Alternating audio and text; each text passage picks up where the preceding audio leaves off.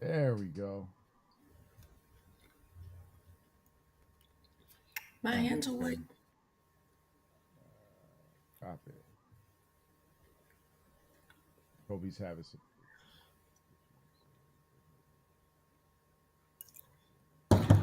Whew.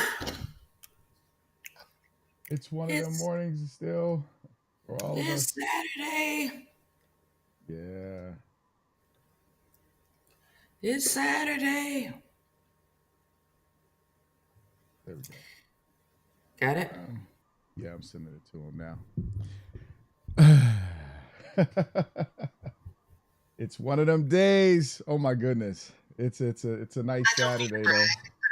Uh-huh. So let's Today is Saturday. Saturday. That's if you listen to a Tribe Called Quest. That's a big Kobe. Hey, Jacoby. But Jacoby got that buzzer beater this morning. Go ahead. That thing is Hello, going. hello. What's up? I hear a Good little morning. feedback again. It's gone now. All right, let me. May the your fourth audio's be gone. with you. Oh, all right. Your audio's lagging a little bit. Oh, today is the 4th. Yes, may the fourth be with you. Oh, hold on. I just got a new internet cable too. Hold on. Well, while you do that, let's go ahead and Get the show rolling. yeah, let's go ahead and bring it in.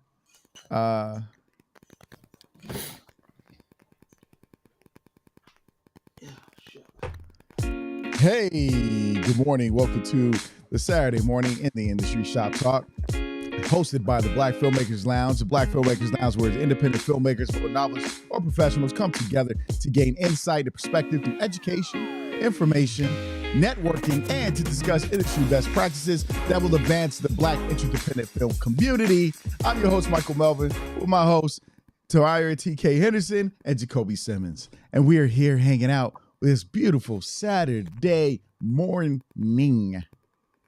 What's up? What's up? What's up? What's up? What's up? How What's y'all up? doing? What's Good, up? we good, we good. I'm gonna bring you down right there. Boom. Here we go. What's up? What's up? It's it's a strange Saturday. It could be because it's raining. Mm-hmm. You know what I mean? When you got that Saturday and it's raining type of thing, you're like, you know. So, but we are here. So let's do what it is we do. So I know good that's morning, right. everybody. How y'all feel? Bless, man, bless. How you feeling? I'm amazing. I'm about to graduate. Congratulations. Oh, you finna graduate? Yes. See, Yeah. you use about two. And I use finna.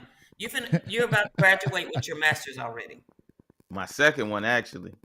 It's your second master's. Yeah. Dang, that was quick. Quick to who? People looking in. It's like when you're pregnant. You know, when you're pregnant, it's like when you're pregnant, it's like, oh Lord, it's taking forever, and people be like, dang, you already had the baby, you just pregnant. You know, it's like that. Okay. I can accept that. I'll let you say that because I don't want to be mansplaining me comparing graduation to pregnancy. So what is this degree in? Communications. It is communication. What specifically is your degree in? See there, you gotta ask that question. Oh, it's communications and technology. I'm getting a master's of arts in communications technology. Oh, that's what it's called? That is what it's called? Yep. Oh, okay. I thought it was called something different. Oh no. But you know. But now we now have a alma mater in common. In common, yes. Yeah, I have all these degrees and I don't even have one. But you're good at what you do. But you know what? You can't take I away. ain't tripping. I'm saying, you're good at what you do. But all the seminars and workshops you've attended, you put it in.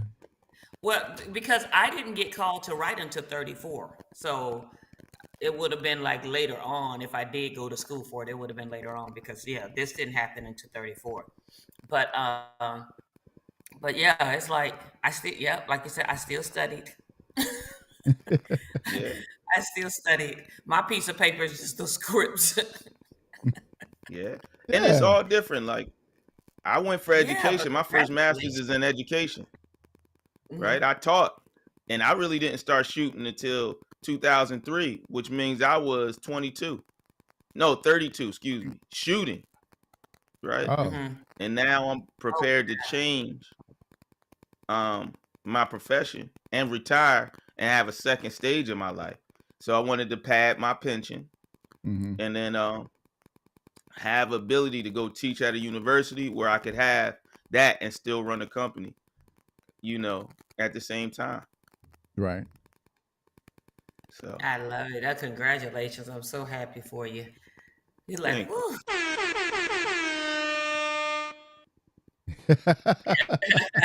we gotta find some music to fit the occasion. Yeah. So let's do what it is we do. I'm gonna be sitting here posting because I'm like, hey, where's our stuff? But yeah. So so there's been a lot of new technology came out. And you know what I call Michael Melvin. To me, he's like the Richie Rich of filmmaking. Yes. No, I'm not. Because he always has a gadget, and there's a few new things in technology. And we're nerds and gearheads and stuff like that. And we stay within our budget. But there's a new piece of technology that has been acquired by the crew, except for me. So I'm hating. Definitely letting you know. I'm Lewis a has bona his fide first. hater. So I'm going to say so You what got to it, you everything got they the- talk about. Huh? You got the Apple Vision Pro, Michael? No, he ain't No. talking about. No, I ain't that rich. Oh, okay. No, You going to Kobe? Sorry, I'm like, what? TK, He got this thing. It's still expensive, and then he talking about getting the accessories to it at a later time. Yeah. Yeah, but nah, it's dope. I'm really proud of him. I might do it backwards. I might get the piece that they didn't buy. So we gotta call you. Hey, you want to come over? There you go. Shoot, but nah. So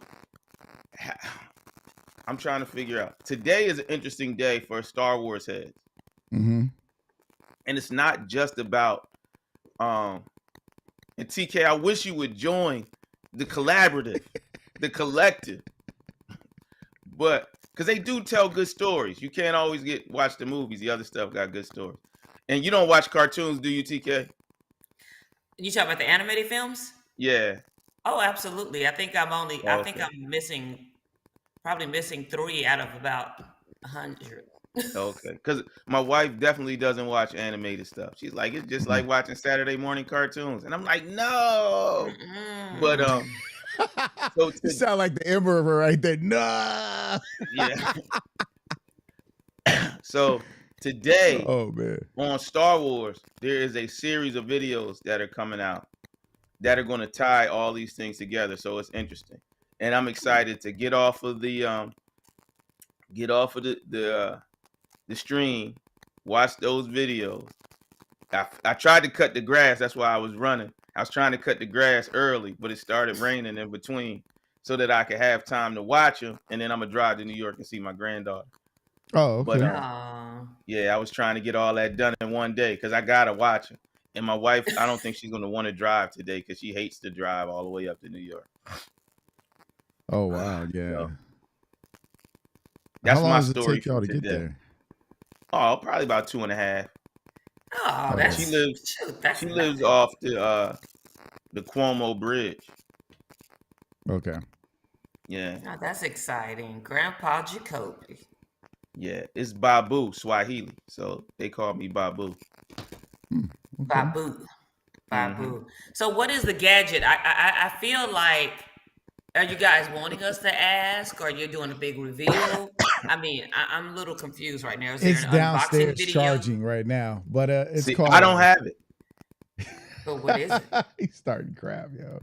It is the stabilizer, the DJI RS4 Pro. Not the 4, but the 4 Pro. This dude called me talking. He got the Mercedes of the stabilizers. DIRS4 Actually, No, stabilizer. DJI. RS4 Pro. Here, I'll be nice. And while we talking, ooh. It's got a 29-hour runtime. That's exactly about how long we're on set every day. So that's the extra battery connector that goes on that I have to pre-order because they didn't have any in stock. Oh wow, that's nice. But yeah, it is a image stabilizer. So let's give our audience a little bit of feel. Let's see. Let me find the yeah, that is nice. So you just hold it and the camera like moves, it stabilizes itself. Look, now you got now I'm invested. It has a remote control. Yeah. Did you get the combo? I got the Pro combo, but I didn't get the other device. You know he got the Focus Pro. No, dang, the monitor. Focus. I didn't get the LiDAR yet. Here we go. Boom. That's us. Let's do a little screenshot. Kobe be starting crap. So here we go. I just had it. What just happened? Here we go. All right, there it is, right there. Since we're talking, it's a Saturday. It's a raining Saturday, and Jacoby want to start crap. So what?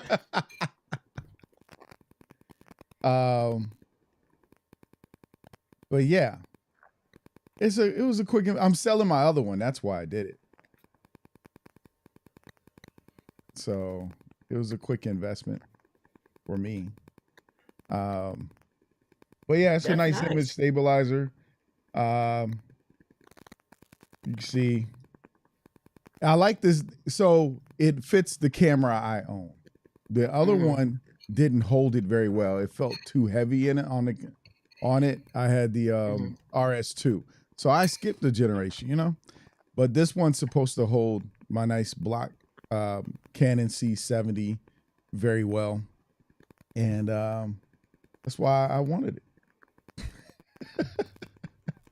It worked. That's my whole point. I wanted something that worked well. And there's some other tools that come with it. So that's the gimbal itself. That's the grip. So the other grip has will do about 29.5 hours or something battery life, give or take, because you're going to hook some other stuff to it, which are going to drain the battery. So you got this focus motor that comes with it. Right now, you got the image transmitter. There's another device that it's hard to find right at this moment. And let me go to that device real quick. I can scroll down. And so this is the LiDAR. Now they have a Pro Kit version to it too as well, if I can see it. You say the LiDAR?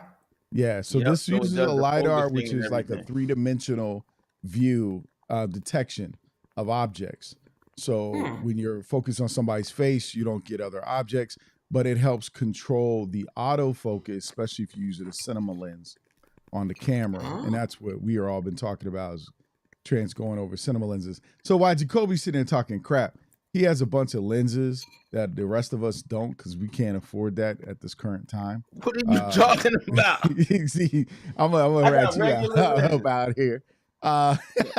Look, a little 55. That's what I own. A small 55. And I bought it used. So you get some nice zoom lenses. You can actually hook up both the zoom, the iris, and the focus. So you have a nice follow focus. And it's great for independent one-person shooters, but you can also, there's also tools that you can get with it that is for multiple shooters. Let's go to view all accessories. So yeah, we're not, you know, we're not selling this project to people. We're just telling you what's out there. So there's this version and this version. This is the second up. This is probably the one I'm going to go for, me personally, because it has this handle actually allows for you to see. It has a little screen so you can tap it and focus on that location. And that's, again, the LiDAR's right here. The Pro Hand unit is DJI Focus Pro Hand unit. Yep. And so then there's another version. And the other version, and you can use it without the gimbal. Right. You can use it without the gimbal. You don't have to have the gimbal. And this one allows you to do all of it. The iris, the follow focus, and the zoom. This part is the switching gadget. So with the wheel on the end, and you can still, again, have that piece on there, and you can put a monitor up top. So there's a lot of ways to use this. It's an investment to me. I mean, if you're in film, if you're DP, this is an investment. Yep. Well, that's exciting. Technology's always going to come, but so I'm probably going to go the one in between. That's going to run about $1,000. But that's where we are. Plus, I got to get back to filming. Yes, I can't wait. So yeah, I got to get back. TK knows I got to get back. A lot of stuff happening. So I got to do what we got to do. Having these crazy dreams. Well, that's exciting, right? That's exciting. You're graduating. Michael Tiffany has a new toy. Tiffany's graduating. Yes, she graduates today. She is awesome. Yep, that's right. Yeah. Tiffany graduating. Shoot, that is awesome. I have one thing that's like great to me. It's great to other people too, but I got the first shirt made for Jade's Heart. Oh, promotional shirt. I got the shirts going. Where's it at? Promotional shirts. I have to go pick it up. So I will wear it next time. But I designed the shirt, and Jalen Daniels actually did the graphics. And so combo team, amen. So we have the shirt designed and printed. So I'm excited. And then like a couple of people had ordered, like, because we haven't sent the link out, but I was talking to a good friend of mine when it came in. I mean, when the picture came in, I was like, oh, the shirts are made. And she was like, I want my shirt. So I had to call and order a shirt. And then I put it in my family chat. And my sister was like, ooh, I love that shirt. And I thought she was just saying it. But then she called and she was like, I love that shirt. Who made it? I was like, oh, she really likes it. Because nobody else, it's like 5 of us, my child, the twins, her twins, her and my mom. But nobody said anything but my sister. So I was like, maybe she just responded because then nobody said anything. But she called and she was like, I love that shirt. Who made it? Ooh, it's going to look good with denim. And then I said, well, do you want to order it when I send out, when we get the link together, we actually start selling them? Or I want my shirt now. I was like, okay. So I texted, my t-shirt company, and I was like, which is AKA my cousin, but I texted her and I was like, I need a 2X now. But I told her, I said, I didn't choose you to make the shirts because you're my cousin. I saw her make a shirt one day, and she had just made a shirt, and she was like, now I have to go wash it and make sure it doesn't come off. And I was like, oh, that's it. So then I emailed her, I had been getting quotes for shirts on demand, because while we're selling these shirts, I'm not going to be shipping them. Like, we're not, you know what I mean? We have other things to do. So I needed somebody that can do demand. And so she's going to actually ship the shirts on demand. So all the orders will go through her, and I don't have to touch them at all. Oh, that's awesome. That is awesome. Pretty excited, but I kept saying, I got to get sample shirts. Because I can't have people order shirts, and I don't even have one yet. So literally ordered the shirts, and she sent me the picture. So I just have to go pick them up, but people keep ordering, so I have to wait till she's finished. So why not get the link? Will there be a website? So the reason why you haven't got the link, Jacoby, because we haven't put the link out. The only reason why those other two people order shirts is because I literally on the phone, and it was my sister, the family group chat, like, look, the shirts are made, But once she has a link, so once we start actually selling the shirts, like for real, then we'll put out the link. And I'm trying to decide if I want to wait before we go into pre-production or put it out early. I don't know yet. So because basically, we like at the end of development, so pre-production is, of course, definitely inevitable because it's coming. And Michael, no, I don't think. Here's the thing: I was going to get a website for Jade, but because I was trying to find a way to sell the shirt. But then when she came up with when she said how she does it, she sends a link. So what I may do is I may have her put the log line and synopsis on the link. That way, when she sends it out, the log line and synopsis is there for people that are not familiar with But you Jade. can embed her link into your website for merchandise, right? So you might want to look at that, but we'll talk. Yeah. Because the question, I mean, but that's a discussion for the Filmmakers okay. Lounge. So you want to talk about it here? Because no, for real, because it was like the only reason why I felt I needed a website for Jade is to do the link, because other than that, it'll be basically my production website. Right. So for a production company, because for Jade itself, I don't think I need a website for Jade itself. It depends. You can go two ways, and here's why. Most productions, I did a website for somewhere between 3 to 5 years. Right. I put up a movie site for it. If it did something bigger, then I'll leave it up longer because we have a web hosting abilities. But I'm revamping it. I had to take it down because we ran into some problems. I'm going to go through a different web developing software.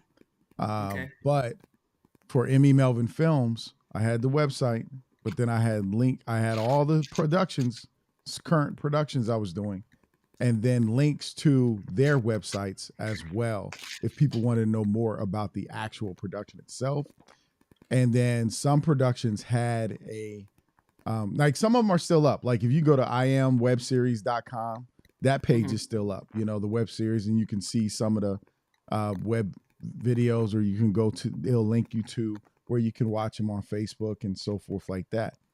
But with the website, you can do incorporations like you can use Vimeo. Let's say you pay for Vimeo a little bit, and instead of just four-walling it, or once you're done four-walling, you can allow people to digitally watch or purchase the film right there from your own website for the movie, and track that and get paid from that.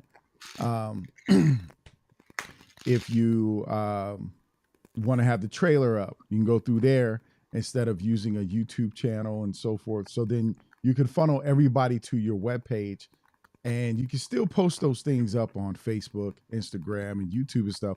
But having your own webpage allows you to do so much more. And you can put your electronic press kit on your webpage where people can click on it, go through it. Okay. You can post up articles and quotes and things from people watching it, the feedback you get. So having that webpage is important. One, it's professional. It does what it does. It's really great for your marketing and your campaign for your film. And you can attach it to a QR code on your phone. So if somebody say, hey, boop, go right to it. There's some stuff we could talk about. I mean, if we want to get down to dirty of preparing for a film, and even because that's the thing, pre-production is preparing to make a movie, right? And the blueprint's out there. And I think I posted on our Black Filmmakers Lounge community yesterday the blueprint for filmmakers and for platforms. Just words. I didn't say anything. I didn't share the actual blueprint, but things And one of the biggest things that I guess I am very huge on for all of us, and we all do it because we all send and share information back and forth, but that's us. That's our circle. Research, the more we research, and here's the thing, that's good to ask the why. Why should I do this? Why is this necessary? But also if we're studying what major motion pictures do, they have web pages. They have social media pages. They got web pages. They got whatever, and everything's accessible. Because if one day, and I always say this, we never leave anything in anyone else's hands but ours. Because if Facebook goes out, right? How do people see or know about Jade? If Instagram shuts down for a little while, like they've been hit where they shut down. Remember, people were having a problem getting on Facebook. I wasn't even on that day. I was at work. When I'm at work, I'm not even on social media. But they were out. So how do people know about you? Why those things aren't working? And I think the problem with us is we keep going the cheap route of social media without having the responsibility of saying, hey, let's think about this.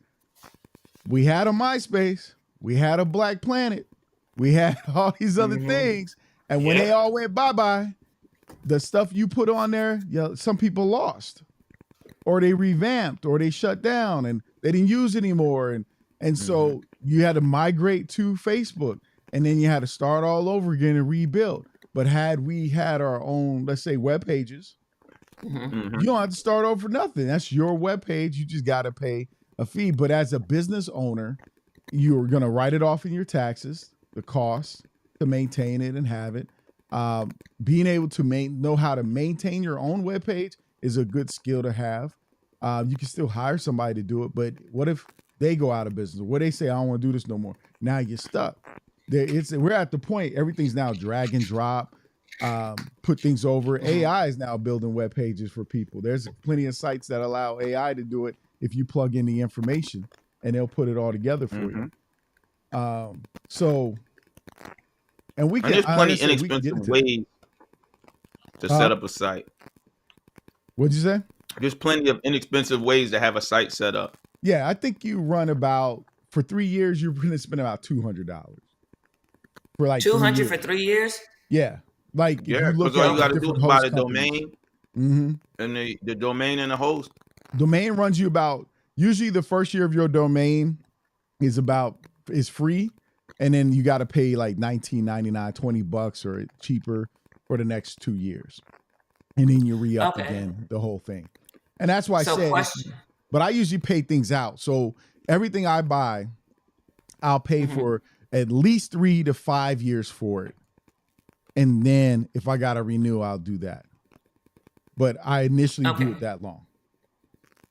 Okay, so I have two questions.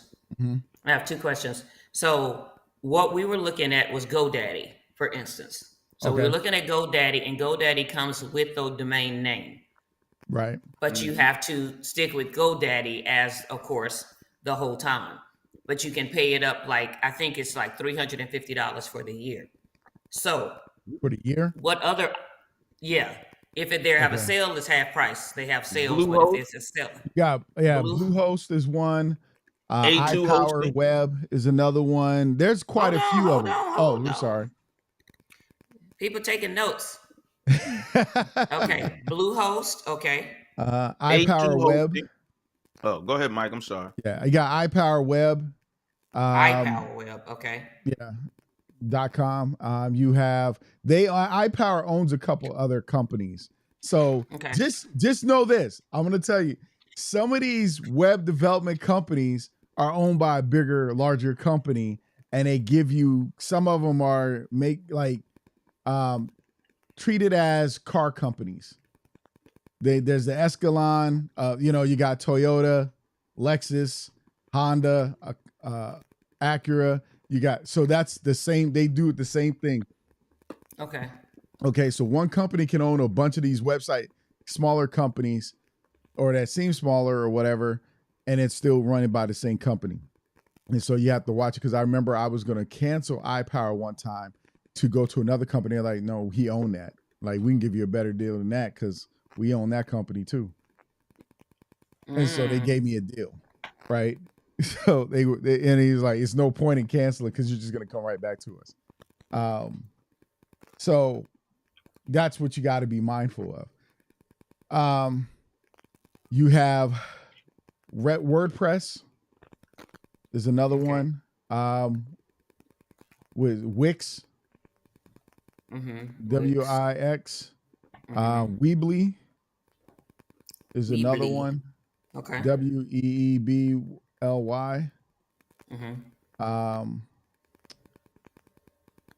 I have to remember the others. See, which one did you say, Jacoby? A2 hosting. Like letter A and the number 2. Hosting. Okay. So now my next question is, what is the difference between a website and a web page? So what you're saying basically now is what I'm thinking. Should I go ahead and buy the domain name so I own it whatever vehicle I use? So here's the one thing I'm going to tell everybody on here. When you come up with a movie idea, the moment you name your movie, you buy that web address. You do not share it with people until you purchase the web address. Here's why. In the business world, there are people who will search to see if your web address is on. Like the Black Filmmakers Lounge community website, I own all of them.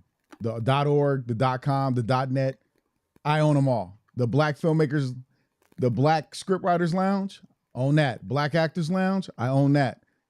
The first thing I did was buy all those. I did remember I had the Black Filmmakers Lounge concept since 2012, right? When you and I were talking about it. So when back then I bought it all. And I pay every couple years on it. Just to keep the web address. We haven't built the website for it yet, but we are going to actually. So, but that's good to have, because if somebody else said, oh, the Black Film, then they go and they purchase it, then I guess what I got to do?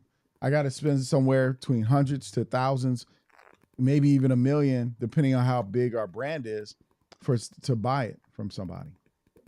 Right. Exactly. You see what I'm saying? So that's the first thing I tell anybody any business you want to go into, anything you're trying to do, you need to own all the stuff around it, and then go from there, right? Okay. Because then it makes it hard for people to be like, come in. Now, like I'll tell you this. So like when I did the movie Broken, I had brokenthemovie.com, right? When I was done with the movie kind of being out there, because we were selling DVDs and stuff, I let the website go. Some other guys made a movie called Broken. They bought the website. Now, had I kept it, they'd have had to come talk to me, right? But I didn't care anymore for it because I had moved on. So whenever I do a movie, at least for 5 years, I'm going to own the website. And I think I had owned the Broken website for 10 before I let it go. Right. And so that's how I look at it business wise. You can move it over into your production company later after you've done the advertising and promoting. But think how big like a movie like Star Wars is, right? If they had let StarWars.com go, right? That'd be the challenge, because somebody knows its value now. Right. They'd be like, oh, you want that web address? And there were people who, like I said, at a period of time buying up celebrities' names, every company names as websites before they were doing it, and they were turning around selling it back. And one guy, he decided to be nice and started buying ahead of time and giving it to the people. I'm like, nah, it's business. You it is what it is. So we have to, whenever we come up with a concept or something, if we're going to go that route, then we need to buy it. I know it could be expense. You can write it off later if you don't use the name. If you got 3 names for a movie, buy the 3 websites and then cancel the other 2 later if you don't decide to use it. You just don't know what direction you're going into. The website, like I said, some places it's cheap to buy the web address, the HTTP web address, because it's not an actual site; it's an address. So you can use another company that'll host your page, and have the name linked to it. Like when someone types in that web address, it goes to that page. You're pointing it into that direction. In my brain, I'm forgetting because I used to teach web design. DNS forwarding. You got to forward the DNS. Yeah, forward. There we go. Yeah, you're forwarding it. Just like your phone, So. Okay. So once I buy the domain name, then I forward that domain name to whatever vehicle. Yep. To wherever it's being hosted. Yep. This one is like $1 for the first year, $17 a year. Right. And it's IONOS. INOS. So when you go check, but like the stronger companies are definitely GoDaddy, iWeb, iPower. Certain companies, they have a good reputation. They're going to be around for a long time. So gotcha. Because a lot of people are hosting through them, and you don't have to host and have the name with the same place. Because if let's say something falls apart, like you're hosting, you still own your name because it's elsewhere, and it's much cheaper to maintain. Hosting costs. We just have it where we pay for hosting, but we can host unlimited websites. So that was the first thing I did. You know me.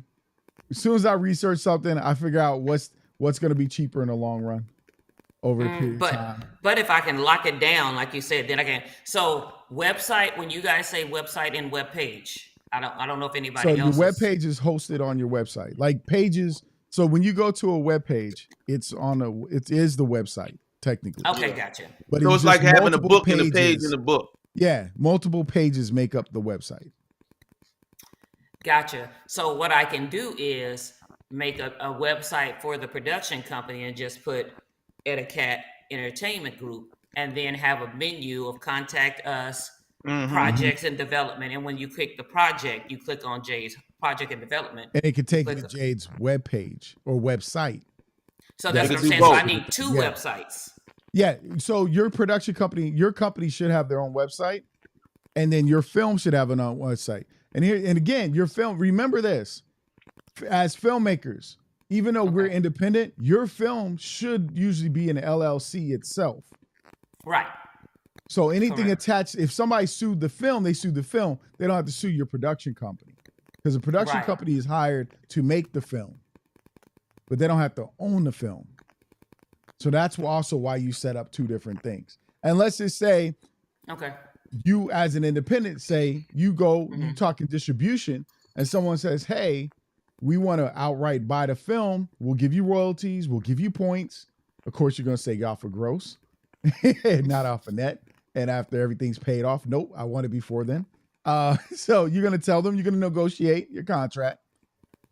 And then, they say, hey, somebody owns this website. I do. Now they got to buy the website from you too in that deal. So that's an extra cost because you done built it and maintain it and stuff. So there's things, we don't always think about, but we want to ahead of time. So because you're going to transfer rights over. But if you want to keep the rights to your stuff, you don't transfer those rights over. You're like, hey, this is a license agreement. You have the rights for X amount for 5 years. It resends back to me after that. I'm going to hold this website. We can put it on there, whatever, but this is mine. Keep going, sorry. No, go ahead. I was just going to ask our fellow filmmakers what website, what hosts are they using for their what experiences they had with hosting the hosting sites for their websites. That's what So if you guys are watching, make sure you're either on the Black Filmmakers Lounge YouTube channel or our Facebook page. And in the comments under this video on the Facebook page and the comments under the video on the YouTube channel, you can put in your information. Because I noticed that some people are watching us through the community or some other page, and we can't see anything when they type into the comments. So if they go to the actual page, then boom. So we got Jalen says he uses Wix. So, and web designing is much easier than it was when I started. Like we had to know HTML. We had to understand programming. We understand what the colors look when they match with the numbers and all that stuff. So we had to be able to input that. So when I taught it, I was using, at one point I used Adobe Go Live, which was their web design. Before that, I was also using, it was a company originally who made Flash before Adobe bought it. Cause it was, Flash, Dreamweaver. Yeah. I learned how to build websites on Dreamweaver. And, so like that's what I used. Right. And then Adobe bought that company out. MX, it was MX something, MX Studios or something like that. I'm trying to remember the whole company, but, they had Flash, Dreamweaver. They had, there was a bunch of them. I think I can, somewhere in one of my boxes, I still have the whole big box with all the software in it. But yeah, that's, I started back in 99 and 2000 building websites. You know what I mean? There, Jalen. I found like I stayed up late at night. Here's the thing. I stayed up late at night learning how to build a web page for my business. I was trying to get support with people, all this. And, you know, I had somebody and they just didn't come through. And I said, you know, so Michael Melvin, typical Michael Melvin behavior. I'm going to learn. If I got to wait for people, I'm going to go ahead and just learn it, because people, unfortunately for me, people can disappoint you if they're not people of their word. This is why when we started building our circle, everybody I work with, you know, in some way, shape, or form. And so, because when everybody keeps their word, and you're like, okay, I know they're going to keep their word. I know this is consistency. But I had people be shady about stuff. So the reason I've always about own your own equipment, learn how to do this and that, is people can say no, or people cannot come follow through, and you're stuck. But when you learn just a little bit, just enough, and like today's society, like we're talking, think about this, we're talking 20 something years ago, 24, 25 years ago. So in 2024, everything now is moving over to AI. So all you need to understand is how to tell AI what you want to explain it. You need to understand basic functionality of a website, which is very easy to learn. I mean, most websites have a home page. You develop that, the About Us page, then you can have a production page, then the Contact Us page, and then all the other sub pages you can build within it. You need to know that the web page you design needs to not only look good on a computer, but look good because we're using phones and tablets now. And some software does allow for that to happen. Yeah, most of like WordPress or all of those have easily convert the website so that it looks good on everything.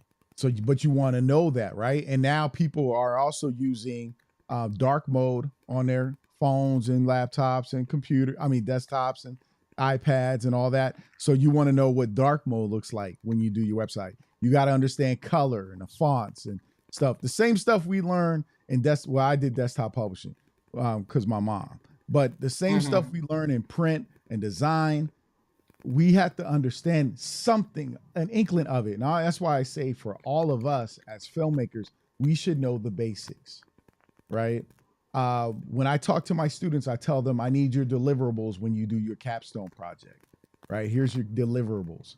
I need your script, your storyboard, your shot list, your track list. If you use any music, where does it come from? How long is it in there? I need your EPK, the electronic press kit. So some of my students are now working on electronic press kit while they're filming, because they're told to take pictures while they're shooting so they can design their movie poster when they're done, right? I love it. So these are the deliverables I ask for. Now, of course, in our industry, there's a little bit more to the deliverables than that, right? Because I don't get into budget with them as much. I explain why they do certain things because of their budget. I help them kind of understand that, but they're not using movie magic to schedule and budget, you know, because that's a lot. That was a lot. That's a lot more for especially a young person. But I'm sure, crazy thing is, if I just did real straight up filmmaking for a whole summer or a whole school year after school as a program, I think kids could learn the whole industry and be wild with it. And I think the earlier they start, the better. because they're adaptable quicker to the procedures, and they want it bad enough. Right? Absolutely. With adults, it's hard. Like when I was learning movie magic, I was like, that was frustrating because you got to plug in everything.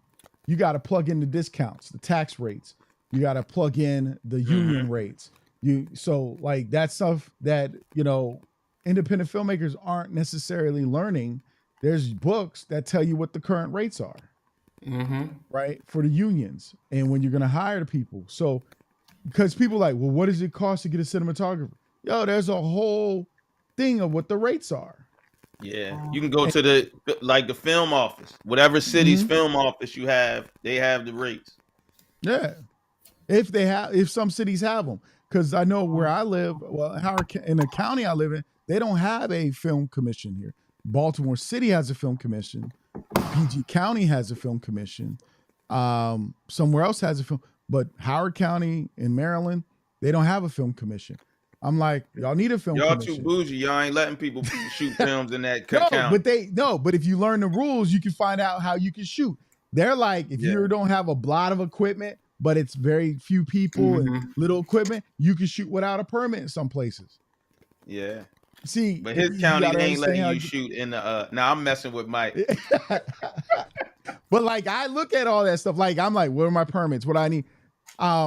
So like people, we gotta think about this because sometimes people be like, I shot this. Well, did you get your permits? I never got a permit. Okay, when it comes looking to sue you, that's why you have to have an errors and omissions insurance, right? See, and then again, you gotta do those things, right? I can pull up that quote right now. That's a whole thing because people were like, oh, the insurance, people like insurance like $200. I put in my budget. And when I called and got the insurance quote for the amount of my film and that I couldn't use the short-term 10-day insurance, my quote was 1%. It's 1% of the production budget. And also, if you have to hire a union, if you're 1.8 million and up, you have to hire a union. So I went to school. Look, I went to school again. I definitely went to school again, producing this film because I had to learn about, then you have to use a third-party payroll company. Yeah. So somebody did get a degree, didn't they? Somebody did get a degree, didn't they? Huh? Listen, I was just like, and look, here's something people don't know about the insurance company. They're gonna ask you: is there rap music in your thing? Are there guns? Are there animals? Are there kids? Are there because those vehicles? Are you renting or leasing vehicles for your film? Are you all that stuff? Where's it being filmed at? Workman's comp. Those things can affect your insurance. Like you going, hey, it's a hood movie. Yeah. Is there guns involved? Yeah. Okay. You gonna pay for that. And that's where you gotta be very mindful. LOL has a gun. God dog it, one gun. And you still got, I pay for that. Because here's the thing. Think about this. Let's take it. Well, you shouldn't have any live rounds, right? But remember what was it? It was a movie with Alec Baldwin that was produced. Rust. Yeah. And they had live rounds on set, which they should have never had, right? In that case, they didn't need them. Somebody was like playing with the gun, shooting cans or whatever. That's beautiful. But if they, and the person, it's their responsibility to check the gun prior to, right? The safety coordinator. But if you mix the live ammo with so you mix in boxes, you ain't labeling stuff, you're not taping stuff up. Like there's a lot of play in that. And I remember being on set, we had blanks on set, but you got to remember when the blank goes off, it still projects out the gun. Yeah. Like a lot of people don't understand that. It still pops right out, shoots right out the gun. So if it shoots you in your eye, it's still a bullet. Like it's still it's blank. It's still a bullet. And so, you got to be mindful of that. And I don't sign any waivers on set. Like, no, I get projectile, something hit me on set. You paying for this. Okay. So if you're not shooting with that or nothing's happening like that, then I can be cool with it. But we got to be very mindful. We got to be very, that's what that was the first question I asked about that was why was there live ammo on the set, period. But just shout out to Jalen Daniels. Jalen Daniels is he's a producer for Jade as well, and he does all of our media stuff, our social media stuff. Okay. There you So go. yeah, so that the website, yes, like you said, I put, I was like, okay, we can have these pages, because I have to, give him, give my vision and then get his, get our visions together so we can create the page. But that's what we were looking at, using Wix. That's why I was thinking I wait for Wix to buy the domain name. But if I change from Wix to a different vehicle, then I would own the domain name if I go ahead and buy it. So, but no, that's the thing, is because it's some of the smaller things, like you talk about the cameras, you talk about the script, you talk about the actors, but like you said, it's some of the smaller things. And then the deliverables, I don't know all the deliverables yet, but guess what? I have everything. I have everything laid out, and I'll have everything. So if they need additional, but deliverables aren't in a book. I have to go back through the book, Michael. Oh, okay. They should. Sorry. They should be. But here it is. So I wrote a workbook, y'all, and I sent it to TK to test it out. And yes, so I'm going to get it bound and test it out. But for this project, but I have two other producers. One is my SAG producer, and the other producer. So these people have made films in regards to getting them packaged, getting them sent out with deliverables and all that stuff.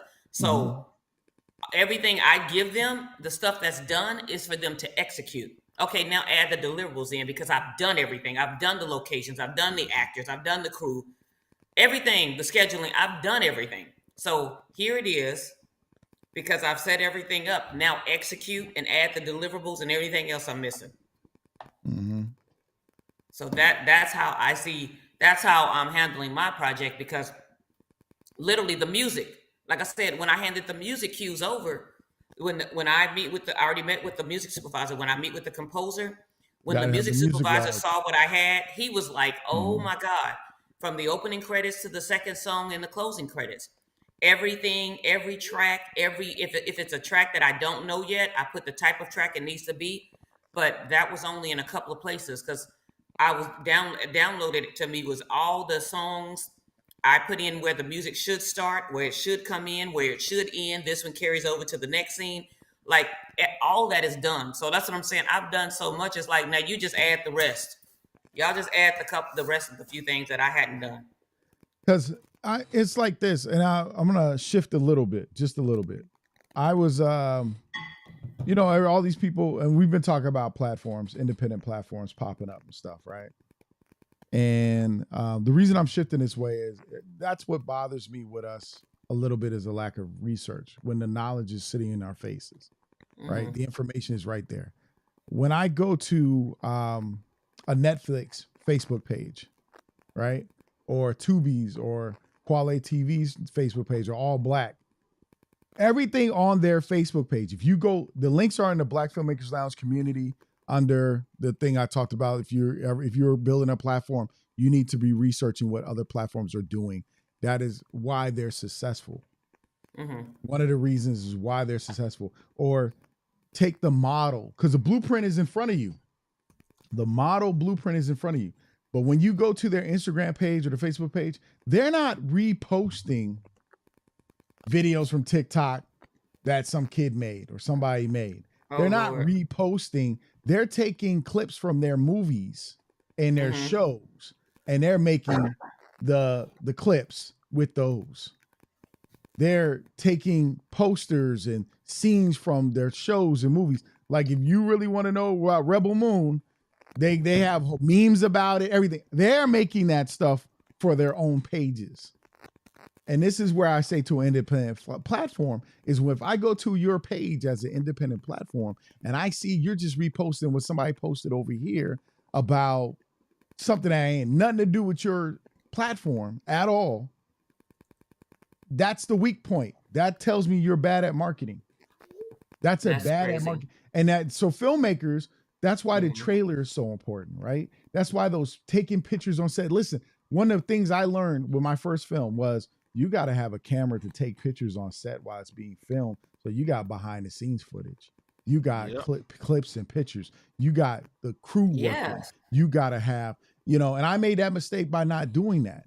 And so I learned this next time around, hey, who got a camera? Or now the beautiful things, our cell phones take such good quality pictures. You just shooting raw, take a picture on your iPhone or Samsung, whatever, in RAW, and then you could doctor it up, do what you need to do to the picture in Adobe Photoshop or Lightroom, and you can use that. And that goes in the electronic press kit too. That goes to the film festivals also, and then you're going to, I wish there was better software with the editing software that would take screenshots, really great screenshots from your film. Oh yeah. Because That the would be difference really is good. back in the day, film from a movie is on a film, 35 millimeters. So you get that develop into a picture easily. Yeah. And you can take some production stills from a shot. Every now and then parts of your movie, you can get a good production still from a scene and a frame in your movie. Yeah, I think my thing is that was the one thing that's bothered. I will say is the only editing software, nonlinear editing software that took really good stills to me when I was using it and had it built in was Sony Vegas. It's now Magic Vegas, but Vegas because they had a button with a camera and it took a picture of that still.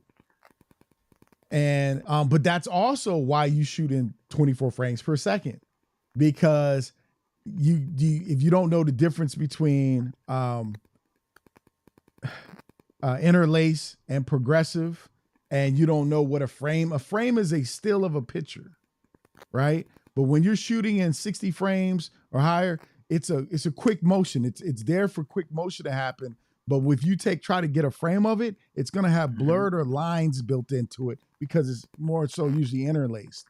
Oh, I got you. And so that 24 frames, those are frames like that picture book we used to flip to make the move. So each one's an image that's flipping. That's why he's shot that way, right? And so that's why we have those conversations. That's why we talk like that, about the equipment, because we didn't understand. When somebody said, "Oh, shooting 24 frames per second," we thought it was a cute thing. It makes it more cinematic. Well, there's a reason, because you can grab stills from those frames better, and you can grab better quality.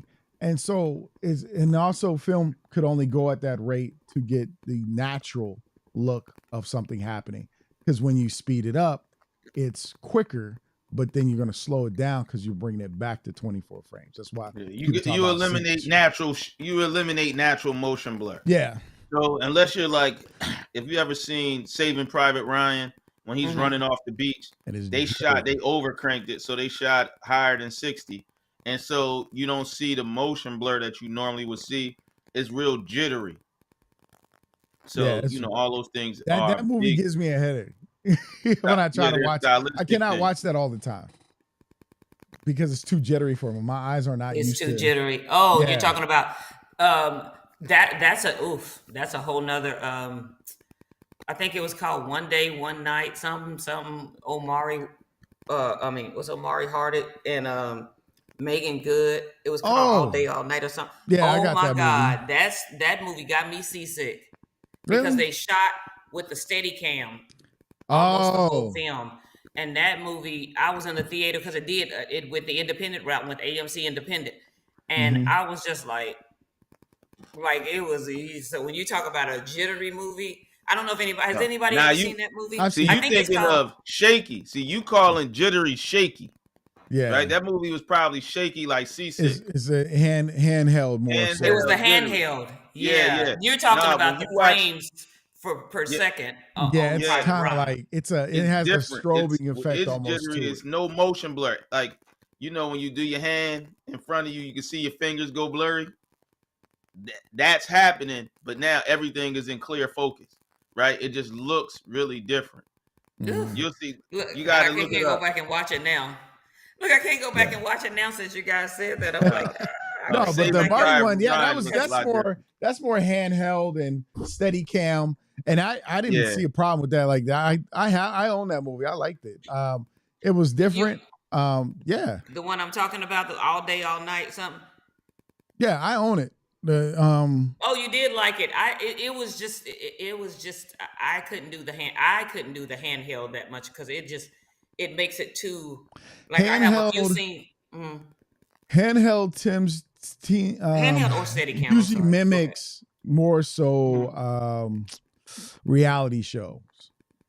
And like if you look at something like Blair Witch Project, now that was very constantly moving up and down, not using a stabilizer really feel to it.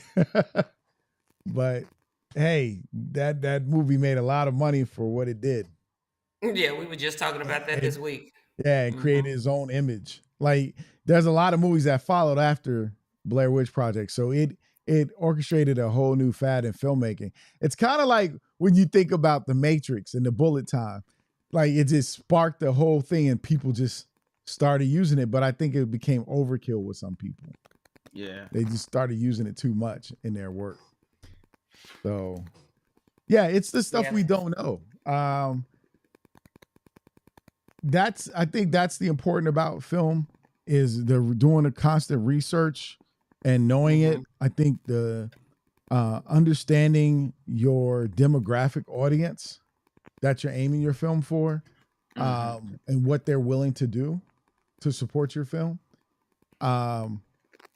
That's why I said filmmakers and platforms have an equal responsibility. Like if I go to a platform's page and I can only see 1 or 2 movies, but then I got to sign up to see more. I'm not going to probably do that because if I, because technically here's what people don't realize. And this is why I said research. I wouldn't say anybody's platform is in competition with another platform, even though in the real world they are, right? But the truth be told, when you sign up for Netflix, let's say, you get like, I think it was 14 days or 7 days free. Right? Quality TV, I think did the same thing. I think they gave you 3 or 5 days free. These new platform creators, they want to charge you off the jump because they don't know how to reel you in. So they got to reel you in by making you pay right away. And because they've made that $5.99 or that $2.99 instantly. And then you go, I don't like this. And you cancel it. And next month you ain't getting charged again. Some sites are charging per movie, treating it like you're going to the movie theater and you're basically renting each movie, which is kind of like Apple iTunes when it comes to movies. I just saw that Apple TV has known movies that you can actually just watch on Apple TV now, because before it was just their own original content. Oh.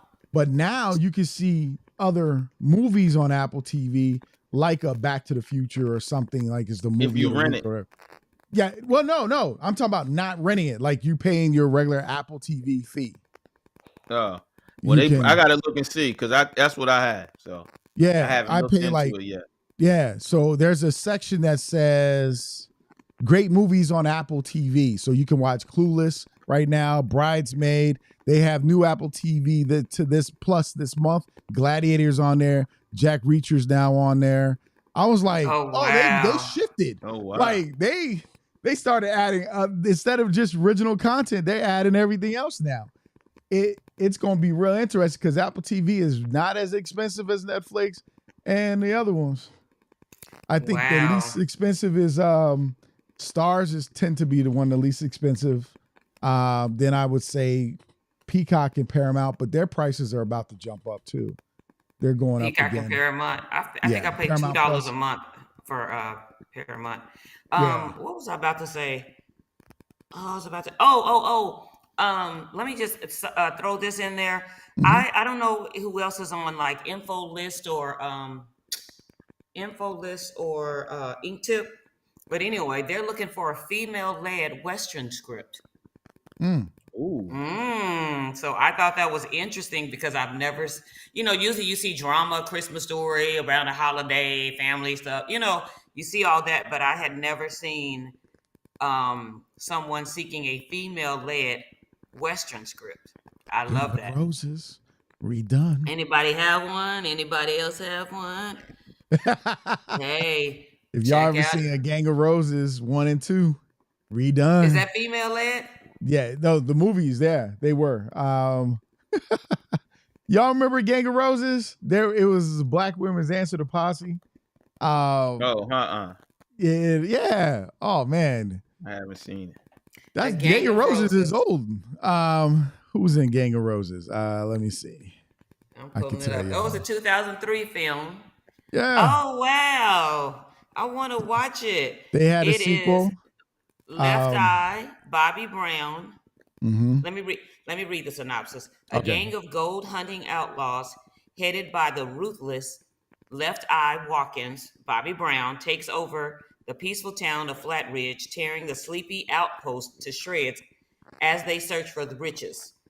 They murder a can-can girl who is the sister of Rachel, Monica Calhoun, the one-time leader of the notorious all-girl gang. Rachel then rounds up her 4 old associates as they seek revenge for her sister.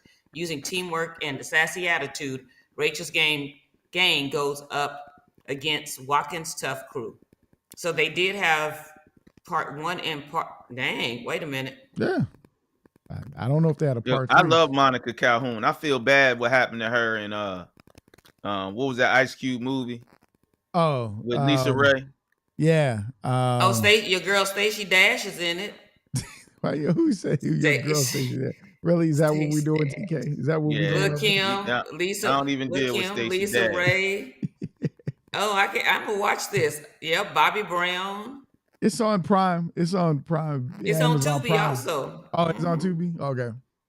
Why you could have left it saying it's on Prime? Now all the black movies on Tubi. Here we gonna have all the brothers complaining. Players Club, just to remind you, refresh you. It's just no. It was Players Club. Jacoby. Yeah. Yeah. I feel bad what happened to her on Players Club. That's my girl, man. I had a little crush on Monica. Yo, but I didn't realize Monica Calhoun was the friend of Jada Pinkett on Different World when Piccolo Tupac came to visit. Oh yeah. Because Monica looked more thicker then. She looked skinnier. Oh, wow. Like I was like, wait a second. My wife said, that is her. I said, looks like her, but she looks really young and thick. Like, what? Like, oh wow. I gotta pull that episode up. Yeah, I can't say too much. I'm married now. I'm gonna keep my mouth closed. It was an old crush. Yeah. Well, I love some Monica. But yeah, and I was like, wow, the people, like, I always look back. I like watching old shows like Different World and stuff because you see where so many actors came from.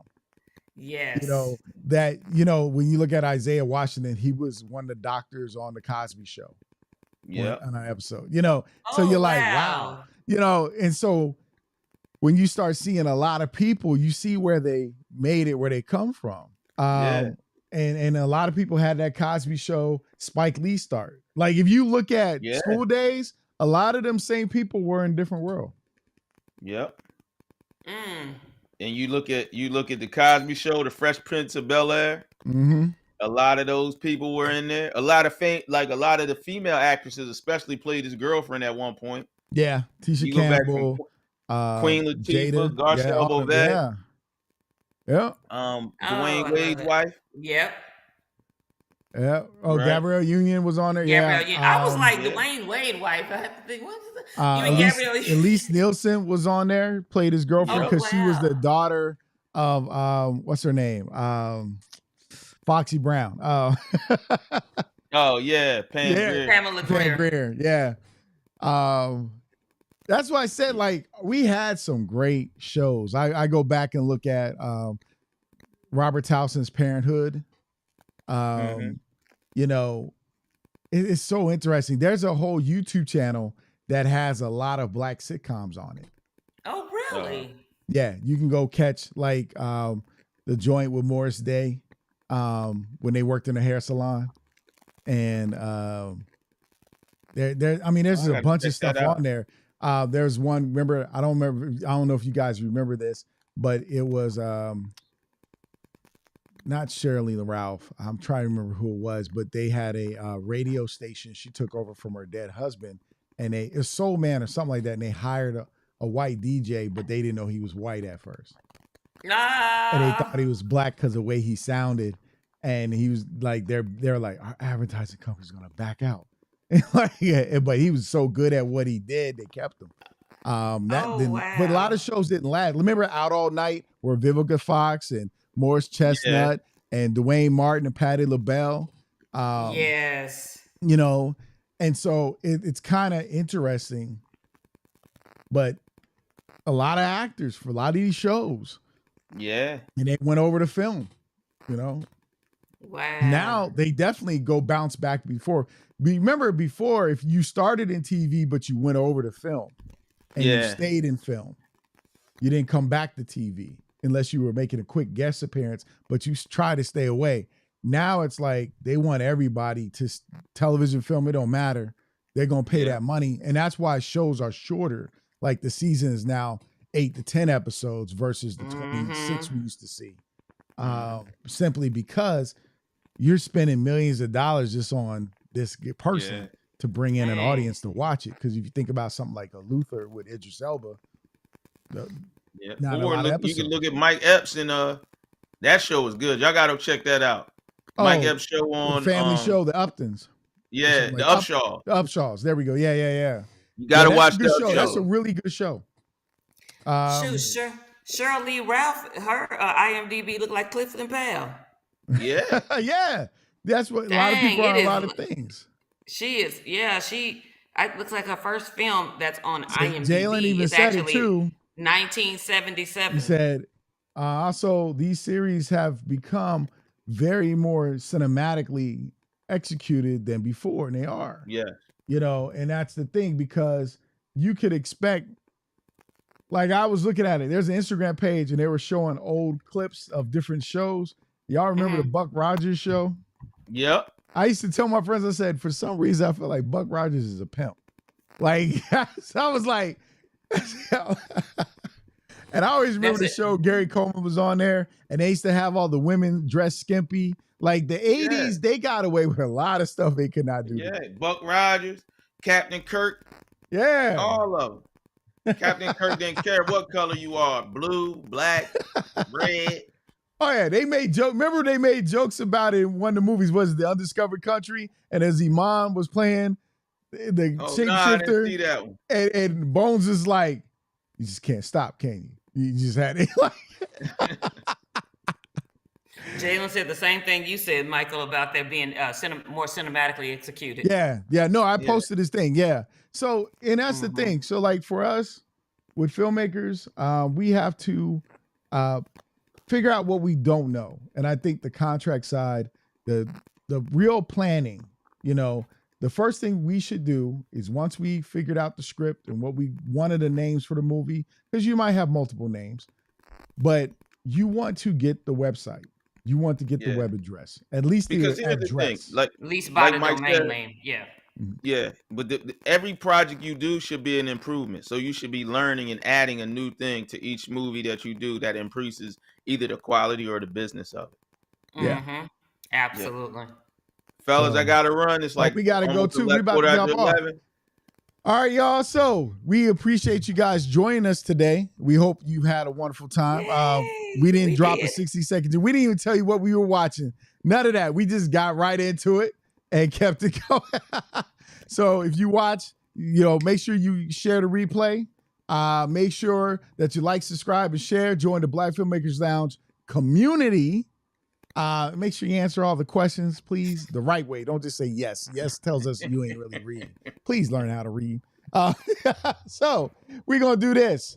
Remember that you're watching the Black Filmmakers Lounge. I'm your host, Michael Melvin, with my hosts, Tamira TK Henderson and Jacoby Simmons. And we appreciate you guys joining us at the Saturday morning Indie Industry Shop Talk. We hope to see you next week. Have a wonderful week. And remember, the Black Filmmakers Lounge is where independent filmmakers, whether novelists or professionals, come together to gain insight and perspective through education, information, networking, and to discuss industry best practices that will advance the Black independent film community. So enjoy your wonderful Saturday. We hope you get to all our graduates. Congratulations, Jacoby. Congratulations to my wife, Tiffany. Congratulations for all those graduates doing their thing, for those in high school, those college, those post-grad, all that. Make it happen. Do your thing. We love y'all. Be blessed and peace. Like, subscribe, Subscribe and share. Like, subscribe call and me with share. the Go balloons, Lewis. boy. DJ Sci-Fi, Lewis, Leonard, like everybody. Hey. Hey, thanks for joining us, Jalen, and Jeanette, everybody who's been chiming in, and we out.